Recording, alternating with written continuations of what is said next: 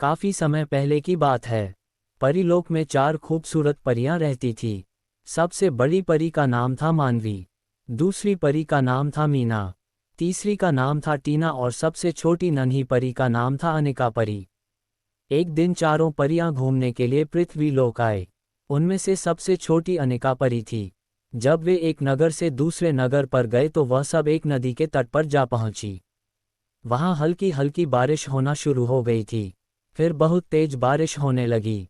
सभी परियों डर गई थी। चारों ओर घने बादल छाए हुए थे। बारिश से बचने के लिए सभी परियां एक गुफा में चली गई।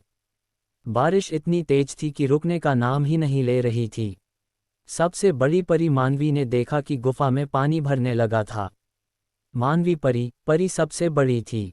उन्होंने कहा, सारी परियां एक साथ रहे और गुफा की छत पर उड़ गई। बारिश धीरे धीरे थमने लगी। साथ ही हर तरफ अंधेरा था। नन्ही अनिका परी ने कहा, अब हमें वापस परीलोक जाना चाहिए। वहां अपनी जादू की छड़ी का उपयोग उड़ते हुए रथ को लाने के लिए करती है। सभी परियां रथ में बैठ जाती हैं और परीलोक जाने लगती हैं। फिर तीसरी परी पूछती है कि मेरी जादू की छड़ी नहीं मिल रही है। मैंने सभी परियों से पूछा लेकिन उन्हें भी मेरी छड़ी नहीं मिली। ओह, मेरे पास से यह क्या हो गया है। वह सोचती है कि गुफा से बाहर आने के बाद वह कहीं गिर गई होगी। वह सभी उसे ढूंढने के लिए जाते हैं, लेकिन वहां पर कहीं भी उनको छड़ी नहीं मिली। तभी छोटी परी बोली, देखो, एक छोटा सा राक्षस हमारी छड़ियां लेकर भाग रहा है। सारा दोष उस राक्षस का है। सभी परियों ने उस राक्षस को रोकने के लिए बहुत कोशिश की, लेकिन एक छड़ी लेकर वह राक्षस भाग जाता है। फिर मानवी परी ने अपनी छड़ी घुमाई और कहा, उस राक्षस के हाथ पैर बंध जाने चाहिए। फिर वह राक्षस पकड़ा जाता है। जैसे ही तीसरी परी ने राक्षस के हाथ से अपनी छड़ी ली, परी देखती है, वह दानव राजकुमार बन जाता है। सभी परियां ये देखकर हैरान हो जाती हैं और हैरानी से वह उसे पूछती हैं कि उनके हाथ छूते ही वह एक राक्षस से राजकुमार कैसे बन गया। राजकुमार तब अपनी कहानी बताता है और कहता है कि वह इस राज्य का राजकुमार है। मैं पिछले 7 सालों से राक्षसों की तरह इधर उधर भटक रहा हूँ। मैंने अपने माता पिता को भी नहीं देखा है। मैं आज से 7 साल पहले जंगल में शिकार करने गया था। मैंने एक हिरण पर तीर चलाया लेकिन वह एक साधु के बछड़े को लग गया और वह मर गया। फिर एक साधु ने मुझे श्राप दिया कि मैं एक छोटा राक्षस बन जाऊंगा। तब मैंने साधु जी से बहुत क्षमा मांगी, लेकिन साधु जी नहीं माने। मैंने उनसे विनती की, कृपया मुझे वापस वैसा ही बना दे जैसा मैं पहले था।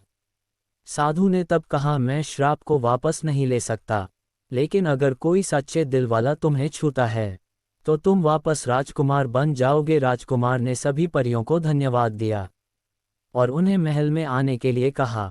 चारों परियां राजकुमार के साथ महल पहुंच जाती हैं। राजकुमार को देखकर उसके माता पिता बहुत खुश होते हैं और राजकुमार से पूछते हैं कि वह 7 सालों से कहां पर था। उन्होंने राजकुमार को बहुत ढूंढा लेकिन राजकुमार उनको कहीं पर भी नहीं मिला। तब राजकुमार ने अपनी और परियों की सारी कहानी बताई। राजकुमार से मिलकर उसके माता पिता बहुत खुश हुए। उन्होंने चारों परियों की बहुत खातिरदारी की। परियों बहुत खुश थी। छोटी परी अनिका और राजकुमार को पहली नज़र में ही प्यार हो गया था। वह दोनों नदी के तट पर रोज मिलने लगे।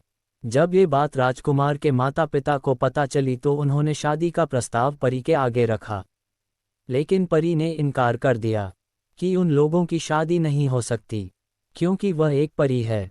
तभी परी लोक से परी माँ धरती पर आ जाती हैं और राजकुमार के माता पिता से कहती है कि अगर परी ने राजकुमार से शादी की तो इसकी सारी शक्तियाँ खत्म हो जाएगी और यह एक आम इंसान की तरह जिंदगी जी पाएगी। ये सुनकर परी थोड़ी उदास हो जाती है, लेकिन वह खुश थी कि उसकी शादी राजकुमार से हो रही थी। शादी के बाद दोनों बहुत खुश रहते हैं। दोस्तों, आज की कहानी कैसी लगी कमेंट्स में ज़रूर बताना। चैनल को सब्सक्राइब करना और कहानी को शेयर करना। धन्यवाद।